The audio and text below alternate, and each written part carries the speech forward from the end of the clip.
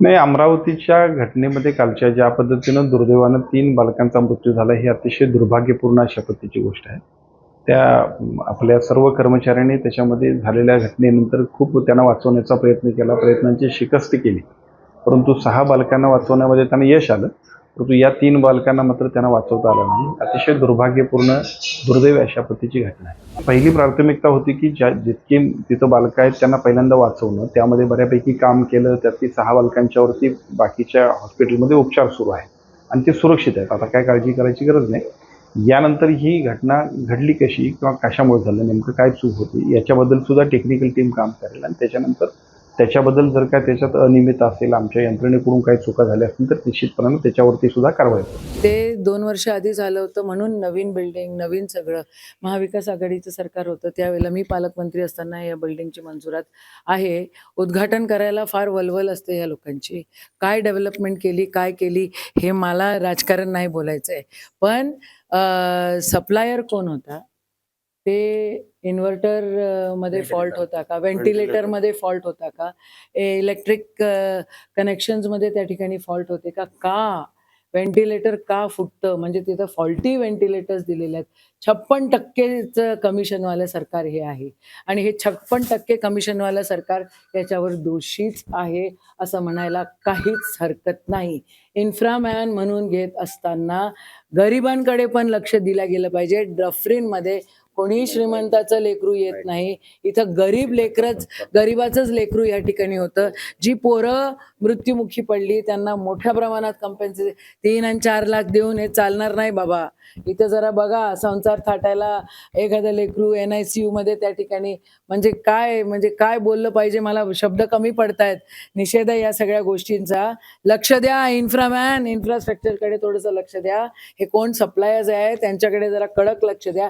कधी आदिवासी विभागाची पोरं त्यांना फूड पॉयझनिंग होतं, कधी डफरीनमधले आग लागते. कुठं काय होतं, कुठं काय होतं, कोणाला जेवण भेटत नाही. इथं डॉक्टर्स मोठ्या प्रमाणात उपलब्ध नाही आहे. हे सगळं बंद करा. हे 56% कमिशनचं सरकार आहे असा माझा थेट आरोप आहे आणि आरोपच नाही, हे सिद्ध झालेलं आहे. यांना काही घेणं देणं नाही आहे गरिबाचं. हे गरिबांकडे लक्ष देत नाही. त्याच्यामध्ये आज सकाळी 3:15 वाजताचे आसपास आपला जो स्त्री सामान्य रुग्णालय आहे अमरावतीच्या, त्याच्यामध्ये जे NICU आहे त्याच्यामध्ये 3 कंपार्टमेंट आहे. त्यापैकी जो एक कंपार्टमेंट होता त्याच्यामध्ये आग लागली. 9 जे मुले होते जे इलाज घेत होते त्याच्यापैकी 3 मुलांची मृत्यू दुर्दैवाने झालेली आहे आणि बाकीचे उरलेले 6 जे मुले आहेत त्यांना इतर शिफ्ट करण्यात आलेलं आहे. प्रायमा फेसी जो हा आग आहे ते जो व्हेंटिलेटर में आग लागलेली आहे. आता यांच्या पुढे आपण शोध करत आहे. नुकतंच आपल्या अमरावती शहरामध्ये आपण हे 200 बेडेडचं महिलांचं हॉस्पिटल आपण ओपन केलं आणि त्यामध्ये खऱ्या अर्थानं लहान बालक असेल, महिला असेल यांच्या संदर्भात हे चांगलं एकदम व्यवस्थित असं हॉस्पिटल आपण ओपन केलं. परंतु आजची ही दुर्दैवी घटना म्हणजे विचार करणारीच आहे. कारण एवढ्या नवीन बिल्डिंगमध्ये असं होणं या ठिकाणी फार घातक आहे. आज जी घटना घडली ही खरंच निषेध करण्यासारखी आहे आणि या ठिकाणी असणाऱ्या हॉस्पिटलचा वरच प्रश्न आता निर्माण झालेला आहे आणि या माध्यमातून या ठिकाणी असं असलेलं व्हेंटिलेटर फुटलं आणि त्यामुळे 3 बालक या ठिकाणी गेले. बाकीचे 9 मधले 6 बालक यांना आपण बाहेर हे केलेलं आहे. परंतु यामध्ये कशी झालं, मी आताच CS साहेबांशी बोलली आणि त्यांना म्हटलं की हे जे आपण बघतो आहे हे व्हेंटिलेटर वगैरे लागतो याच्यावर कंट्रोल कोणाचं होतं, फायर याच्यावर. तर त्यांनी सांगितलं आपलाच माणूस होता.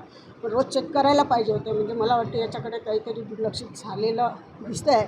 याचीसुद्धा आपण चौकशी करू आणि खऱ्या अर्थानं या 5-6 दिवसाचं हे बालक आणि काही फारच कमी दिवसाच्या बाहेर गावून आलेले हे बालक होते आणि याला आपण या ठिकाणी ICU केलं होतं आणि त्यासोबतच त्या ठिकाणी ही घटना घडली. ताई, हे नवीनच रुग्णालय आहे, नवीनच या ठिकाणी व्हेंटिलेटर आहे. हे व्हेंटिलेटर निकृष्ट दर्जाचे पुरवण्यात आले होते का, असा देखील प्रश्न आता या निमित्ताने निर्माण होतो? नाही, याच्यामध्ये तर मी म्हणणार नाही निकृष्ट दर्जाचे नाही, एकदम चांगले होते आणि टेस्टिंग केलेले होते आणि टेस्टिंग करून याचे आपण ताब्यात घेतले होते. म्हणून निकृष्ट दर्जाचा म्हणता येत नाही, पण इलेक्ट्रिकचं हे असल्यामुळे त्याच्यामध्ये काय बिघाड झाला हे आता तरी सांगता येणार. जेव्हा आपण त्या ठिकाणी त्याची चौकशी करू त्याच्यामध्ये सगळं बाहेर येईल. एकदम त्याचा जोरात असा स्फोट झाला व्हेंटिलेटरचा, तर त्याच्यामुळे आग लागली एकदम आणि धूर झाला. तर त्याच्यामध्ये आम्ही 6 काढण्यात यशस्वी झालो आहे. म्हणजे व्हेंटिलेटरचा स्फोट? हां, असं प्रत्यक्षदर्शी त्यांनी पाहिलं तर त्यांनी सांगितलं की व्हेंटिलेटरचा स्फोट झाला आहे. आग विझवण्याची यंत्रणा काय आहे इथून कशामुळे आग आपण एक्सटिंग्विशर आपण आहे आपले त्याच्यामुळे आपण विझवण्याचा प्रयत्न केला आहे. पण त्यांनी काही झालेलं नाही. त्याच्यानंतर आपण मग फायर ब्रिगेडचं फवारणी केली, पाणी हे केलं. पण धूर एवढा होता. आग तर विझली पण धूरच खूप होता. त्याच्यामुळे आम्हाला त्याच्या पोहोचायला खूप अडचणी जात होत्या. भारतीचं फायर ऑडिट झालंय झालेलं आहे फायर ऑडिट. त्यामध्ये आता जे मुलं आहेत त्यांना कुठे कुठे हलवण्यात आलं? आता यातली मुलं आपण काही सुपर स्पेशालिटी हॉस्पिटल आहे आपल्या याचे कॅम्पसमध्येच तिथे हलवले आणि उर्वरित आपण पंजाबराव देशमुख तिथे हलवले आणि काही प्रायव्हेट हॉस्पिटलची पण आपण मदत घेतलेली आहे. यामध्ये काही महिला ज्यांनी नवजात बालकांना जन्म दिला त्यांना कुठे हलवलं? काय म्हटलं? महिलांना कुठे हलवण्यात आलं ज्यांनी जन्म नाही, दिला? महिला इथेच आहेत आपल्या इथे. त्यांना खाली व्यवस्था करण्यात आली बाकी इतर वॉर्डमध्ये. नेमकं या संपूर्ण घटनेमध्ये आपण केव्हा दाखल झाली या ठिकाणी? मला जसं कॉल आला 3:30ला मी इथे लगेच साधारण 5 ते 10 मिनिटामध्ये इथे पोहोचलो. शासनाकडून अशा ज्या घटना होतात किंवा असे जे दुर्दैवी मृत्यू होतात त्यांच्या कुटुंबांना काही मदत मिळते? नाही, आता मी शासनाला तर आता त्यातलं कळवेल आणि बाकी चौकशी करून त्याच्यानं अंतिम निर्णय घेण्यात येईल.